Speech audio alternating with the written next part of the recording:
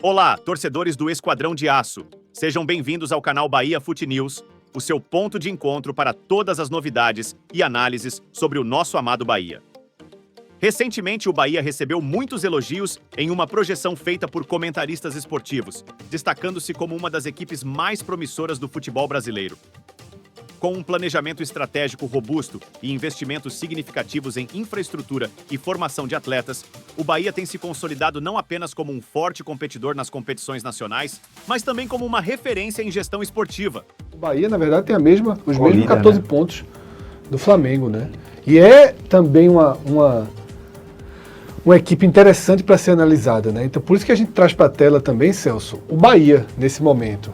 Porque nessa 7ª rodada, o Bahia vem de um resultado que coloca mais um tijolinho nesse debate em torno da solidez desse novo Bahia, um Bahia com investimento do Grupo City, gerido pelo Grupo City, com um elenco de peso, um dos melhores meios de campo do futebol nacional, tá?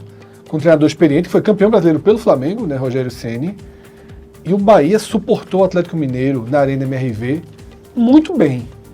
Tá? O jogo foi... Claro que o Atlético teve mais volume, natural, mas o gol do Atlético já na reta final do jogo era uma cobrança de falta de Rubens. Mas você falou bem, o comportamento do Bahia foi bom. Isso. E o Bahia vai lá e empata o jogo.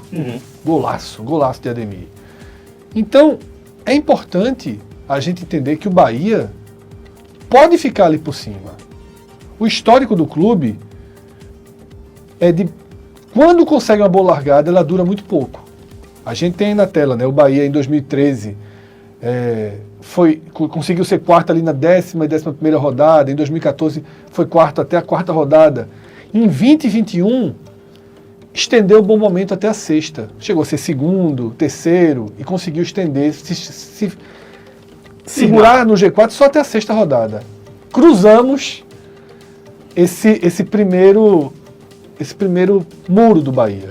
Tá? O Bahia é um time que a gente já debateu isso muitas vezes. Na era dos pontos corridos, nunca ficou entre os 10. Nunca teve na parte de cima, né? Então, nunca terminou na parte de cima. Esse ano, com todo o investimento que foi feito, com toda a operação do Grupo City, com o elenco montado, há uma enorme expectativa para que isso aconteça. Já havia ano passado, Isso. Né? Há uma enorme expectativa para que isso aconteça de vez, de fato. Que se imponha. Que continue ao longo dessa Série A, se não no mesmo percentual de aproveitamento desse início, mas pelo menos no bloco dos 6 de cima. Mas é importante porque essa 7ª rodada marca esse muro atravessado pelo Bahia. Ele costumava perder as posições a partir da 7ª rodada. Agora ele defendeu de forma gigantesca sua co-liderança, digamos assim, tá? Lá na Arena MRV. Enquanto o time que estava empatado com ele em pontos, que foi o Atlético Paranaense, foi derrotado por um mistão do Fortaleza, no Presidente Vargas. E sem agredir muito Fortaleza. E nessa questão que o Fred está falando com esse comparativo das últimas campanhas, eu acho que ainda vale um destaque maior sobre 2024 pelo nível dos adversários que o Bahia teve. O Bahia perdeu na estreia para o Internacional de virada, fez até um bom jogo, mas perdeu de virada. E desde então, invicto até esse momento. O Bahia venceu o atual campeão da Libertadores, venceu o Grêmio, que está na Libertadores, embora tenha sido 1-0, mas foi um domínio absurdo de 1-0, não faz nem sentido. Porque futebol é um esporte tão fantástico, você vê um domínio daquele jogo termina 1-0. Se é basquete, é 30 pontos de diferença. É isso. Bragantino, que começou o ano na Libertadores, venceu também. Atlético Mineiro, que está na Libertadores, pontuou fora. Estou dizendo só o nível jogando bem. Botafogo, que está na Libertadores, e terceiro colocado do campeonato. Venceu fora de casa. Então, assim... a tabela do Bahia não foi acessível. Assim, com todo respeito, naturalmente, mas venceu as duas, pegou Juventude e Cuiabá, aí pontuou fora contra o Atlético Goianiense, voltou, pegou o Vasco numa má fase danada e tal.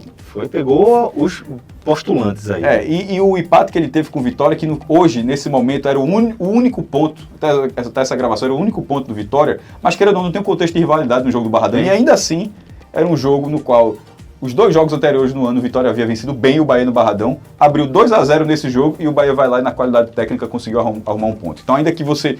Porque em algum momento... Consegue a virada. E quase consegue a virada. Mas porque em algum momento vai dizer, como é que só fez um ponto ali? Talvez tenha essa impressão, mas seria a impressão equivocada. Na verdade, ali era o Vitória para o Bahia seria mais difícil. Porque a rivalidade transforma, ela tem esse poder de fazer com que o Vitória venha sendo um adversário mais frágil para alguns clubes, mas para o Bahia ter essa dificuldade. Então, até aquele ponto ali, eu valorizo aquele ponto que o Bahia conquistou no Barradão. Então, nesse momento, embora ele já tenha sido o 4º lugar, por exemplo, até numa 11ª rodada, que é um campeonato mais avançado, mas o de 2024, primeiro, é um time que a gente sempre fala, passe, quando Depena dá um passe, a vitória do Botafogo, que foi o passe Depena para Rafael Ratão. Pô, foi um passe fantástico isso. Aquele passe é caro. É caro. Para ter um passe... Para virada, para ter aquele passe ali, foi muita felicidade. Mas não é felicidade porque o cara fechou os olhos e bora ver o que acontece, não, meu irmão. É porque tem a qualidade, você comprou aquela qualidade, você adquiriu aquela qualidade técnica. Na hora que você tem Jean Lucas e Caio Alexandre, é 50 milhões ali, um tocando pro outro.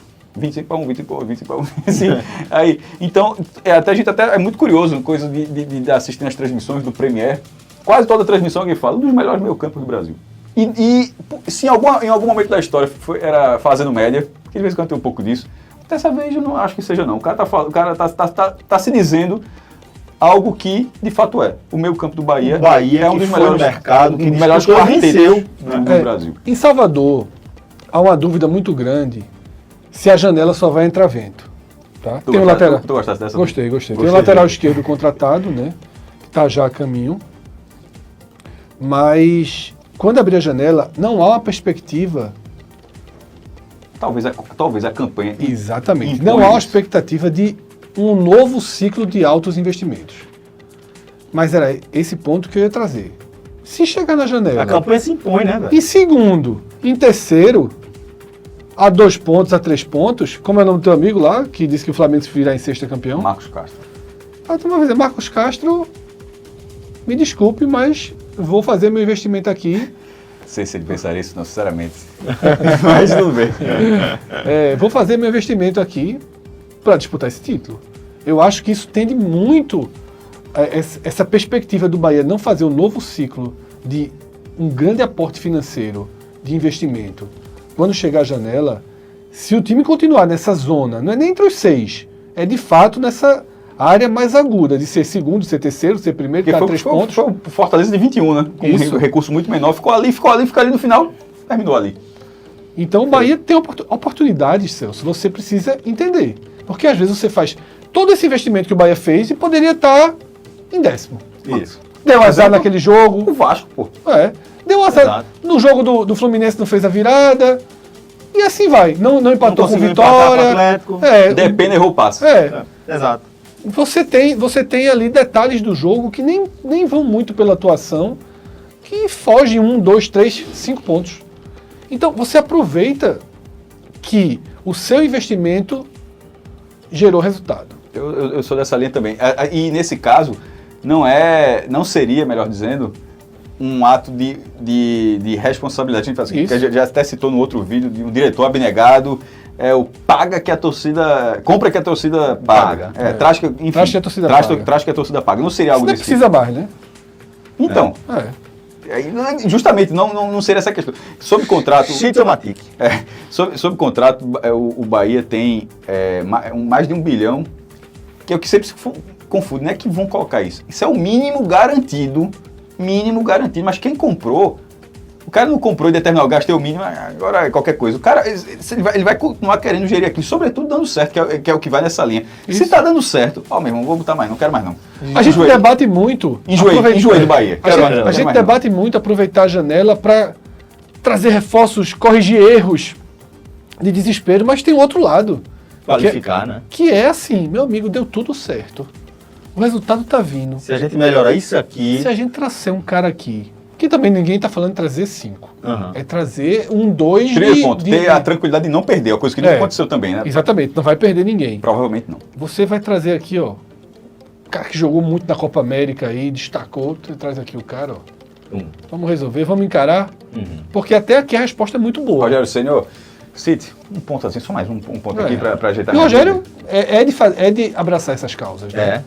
Ele é exigente desse ponto. Então, temos uma dupla de líderes. Mas nesse caso o Flamengo é um líder, Fred. Líder, nesse momento pelo menos, que ó, chegou aqui, chegamos, a nossa meta é isso aqui, agora é permanecer. A do Bahia é sonhar, e o Flamengo ainda não tá, o Flamengo não é só, o Flamengo ali é... O Flamengo deixou chegar... E o Flamengo então agora quer... Por exemplo, o Flamengo chegou... 3 pontinhos. Pronto, o Flamengo não virou líder? Se o Flamengo não for campeão, vai dizer, ó, a direção fez alguma besteira que chegou a ser líder naquele campeonato e depois tiraram o cara, não sei o quê, ou seja, se gera uma frustração por ter, ó, chegou aqui e não sustentou. No caso do Bahia, ó, chegou aqui significa, ó, tem qualidade para chegar aqui, significa que pode permanecer, pode orbitar nessa faixa da classificação. Porque eu acho que a meta, ainda que não seja tão verbalizada assim, primeiro, G6. Que significa que pode ser até um sétimo lugar, dependendo do contexto, que na verdade é a Libertadores. Pode até vir na fase de então, certamente, as vagas que ficam.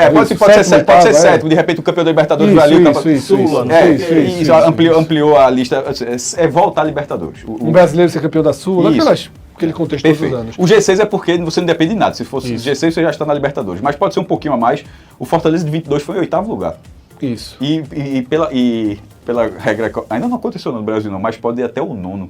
Se o campeão brasileiro, o campeão da Copa do Brasil, o campeão da Sula, ficar todo mundo na frente, a lista, baixando até o 9º lugar entra na Libertadores. Então é isso, Celso. A gente traz uma análise hoje de 2 times que são... Tu falasse vice-líder, deu uma confusão danada, não foi? Não. No Bahia o pessoal gosta de co-líder, não gosta de falar vice lá. Não, eu que trouxe esse co-líder, foi eu que deu confusão. Não, é porque eu chamei vice-líder, disse, que vice, cara? Vice é o outro. Eu não vi ninguém chamando de co-líder, não. Acho que foi eu que falei agora, tu falou também. Não, mas foi no programa atrás. Co-líder. Eu vi a turma reclamando do co-líder. Meu irmão, que babaçado. Não foi a galera do Bahia, não. Inventaram um co-líder pro Bahia. Sempre tem, né, velho? Inventaram um co-líder. Mas é uma dupla de líderes interessante. Sim. Tá? E sólidos. Sólidos. Em patamares diferentes de solidez, tá? Mas esse Bahia tá diferente. Pronto, perfeito. Qual é a tônica? O Flamengo dispensa apresentações. A gente sabe, quem está assistindo sabe, todo mundo sabe. Cuidado com o Bahia, tá? É um Bahia diferente, inclusive, diferente em sua alma, em sua genética.